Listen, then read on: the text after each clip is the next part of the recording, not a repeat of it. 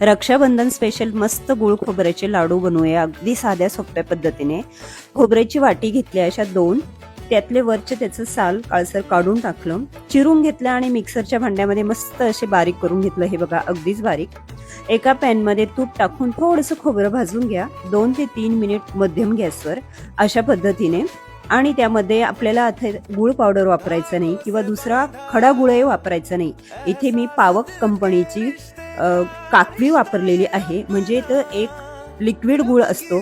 हे बघा एकदम चांगल्या क्वालिटीचा हा गुळ आहे, अगदी चांगल्या पद्धतीने बनवलेला आहे। मला जर कुठल्याही पदार्थात गुळाचा वापर करायचा असेल तर मी ह्या पावक कंपनीचाच गुळ मागवते। त्यात हे बघा खोबरं भाजत आलेलं आहे, जितकं खोबरं होतं तितकीच मी त्यामध्ये काकवी टाकली। थोडं प्रमाण कमी टाकलं तरी चालेल, इथे आपल्याला नंतर जास्त गरम करायचं नाही, कारण काकवी अगदी उत्कृष्ट पद्धतीने बनवलेली आहे ह्या पावक कंपनीने।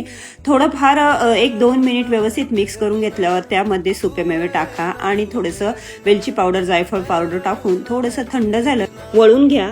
तुम्हाला जर हे प्रोडक्ट हवं असेल तर कमेंट बॉक्समध्ये लिंक टाईप करा, तुम्हाला लिंक मिळून जाईल। तर पावक कंपनीची ही काकवी वापरून लाडू खरंच चांगल्या प्रतीचे झालेले आहे, अगदी नरम आणि खुसखुशीत। तेव्हा तुम्ही नक्की बनवून बघा हं।